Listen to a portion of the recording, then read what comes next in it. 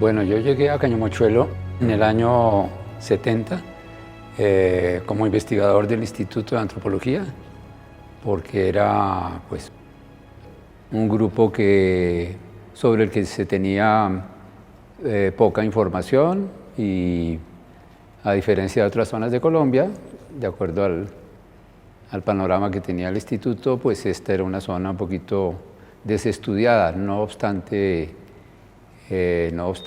Rachel Dolmatov había hecho un trabajo con los Sicuani por allá en los años 40 y Gonzalo Correa le había hecho algunos recorridos en busca de información arqueológica, y que en el territorio estaba trabajando un antropólogo canadiense. Sin embargo, pues para el instituto era importante que hubiera una presencia, digamos, local colombiana.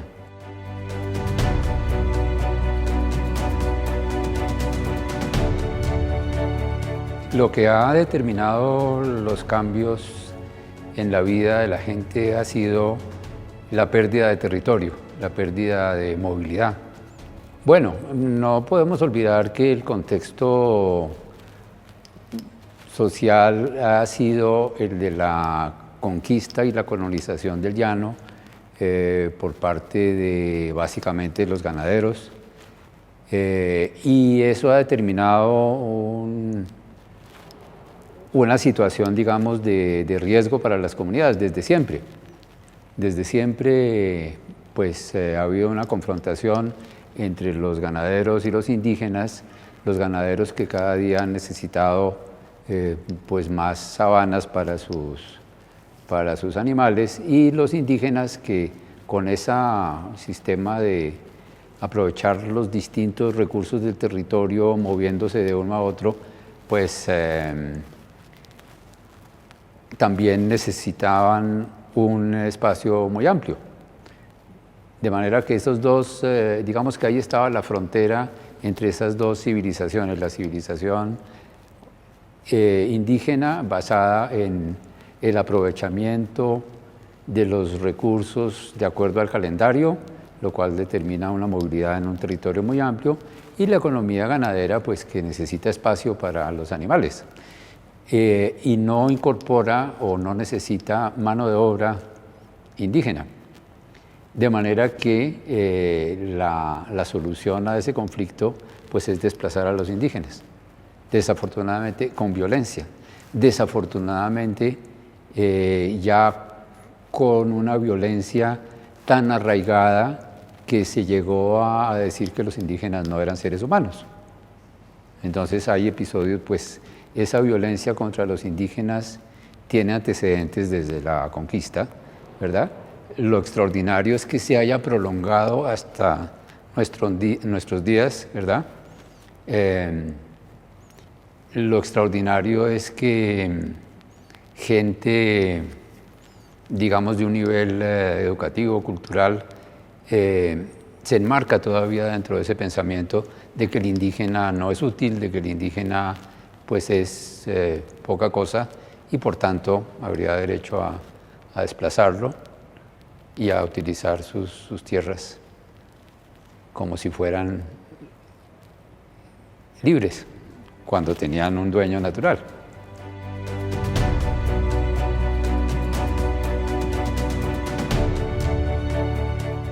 Ese es lo extraordinario, que prácticamente hasta los años 60, 70 se siguió dando.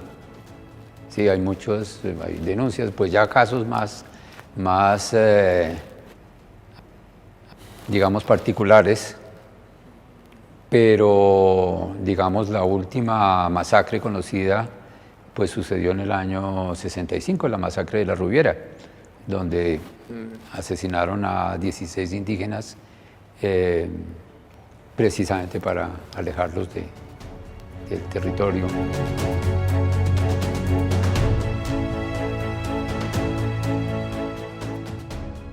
Digamos, un principio de vida de todos estos pueblos es la reciprocidad basada en la diferencia, la reciprocidad basada en que cada pueblo ocupa espacios a veces diferentes y complementarios. La diversidad en también los modos de producción. En líneas generales lo que hay es una interacción entre los nómadas que se mueven de un territorio a otro y la gente más sedentaria que entonces pues se dedica a la agricultura y a la pesca en los grandes ríos, ¿sí? Y de esa manera se establece, digamos, una complementariedad entre las producciones de unos y otros.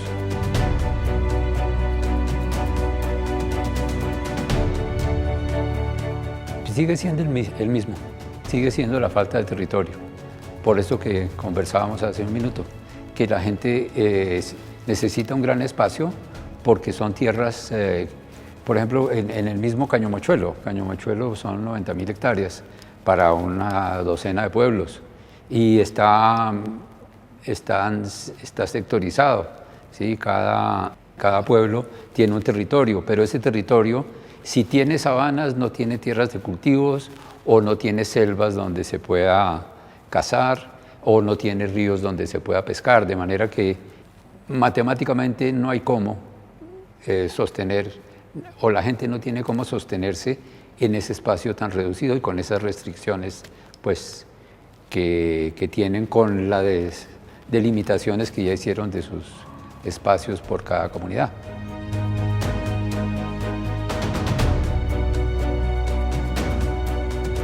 Pues el Estado se ha permeado de esa mentalidad de que el indígena es menos y que el blanco o el ganadero en este caso sí tiene una propuesta económica que le aportaría al país.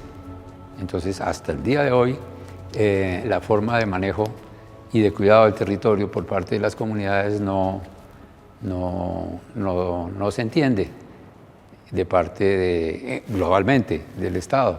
Por supuesto que hay muchos sectores que sí lo entienden, pero otros que no. Entonces el sector económico, digamos, si pudiera hacer esa caricatura, más bien le apuesta al desarrollo, más bien le apuesta a un desarrollo sin límites y a una explotación al máximo de los recursos, a una explotación de las sabanas, a proyectos de agroindustria que están acabando con los paisajes naturales.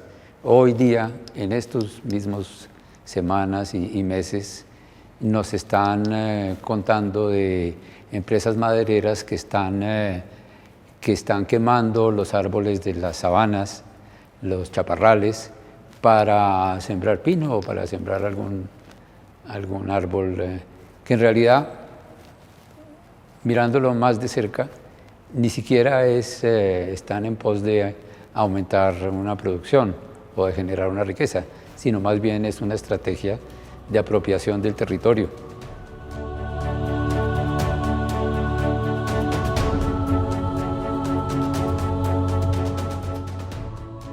Indudablemente la ampliación de los resguardos.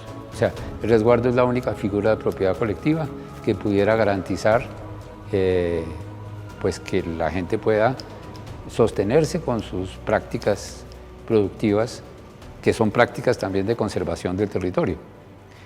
Entonces, digamos que la alternativa indudablemente sería ampliar los territorios de resguardo. La estrategia de rutas de movilidad de la gente también es válida porque es la forma como la gente tendría, es la posibilidad que la gente tendría de visitar a sus parientes en otras comunidades y en esos recorridos pues aprovechar también los recursos pues que dan los distintos paisajes. Yo hacía un ejercicio con la gente para reconstruir el territorio de migración de una sola familia, de una sola comunidad y en cosa de 2 años ellos hacían un periplo que iba básicamente desde Orocué, en el río Meta, hasta el Capanaparo en Venezuela, en cosa de 2 o 3 años.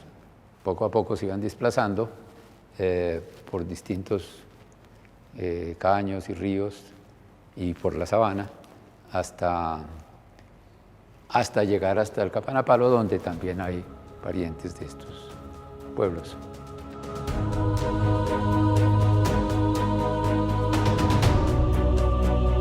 Iniciamos con un ejercicio orientado a la salud, porque por ese asentamiento, digamos, compulsivo al que estuvieron sometidos, los nómadas pues empezaron a sufrir una serie de dolencias que no conocían el paludismo. No lo conocían porque su ritmo de desplazamiento era mucho más rápido y amplio que el del zancudo. El zancudo requiere 15, 18 días para poder inocular la enfermedad de un enfermo a una persona sana. Y en ese tiempo la gente se ha movido más que lo que se puede mover el zancudo, que tiene un radio de acción de un par de kilómetros. De manera que el paludismo nunca alcanzó a los nómadas hasta el momento en que se sedentarizaron. Las condiciones de higiene también se modificaron, porque imagínate, si tú vives en un sitio por 4 o 5 días, pues tú botas la basura por la ventana y te despreocupas porque es basura orgánica, que cuando vuelvas a pasar por allí 2, 3 meses después o al año, pues no va a haber ningún impacto en el medio ambiente. En cambio, si vives allí en una casa permanente, pues esa basura se va acumulando y va generando contaminación. La convivencia con animales, la convivencia también entre la gente de forma más permanente, pues determinó un nivel de salud pavoroso. Tanto que la primera acción que hicimos fue crear un puesto de salud, un pequeño puesto de salud, y que hicimos un ejercicio de entrenar a algún compañero del grupo Sicuani en el hospital de Arauca para que pudiera ayudar al antropólogo que llegaba primero con unas aspirinas, en el siguiente viaje ya llevaba otro pocotón de drogas para el mal de estómago, y al siguiente viaje ya era un maletín de médico sin ser médico, de manera que por eso se entendió que era urgente acompañar a la gente con un apoyo en la parte de salud. Tratando de seguir digamos,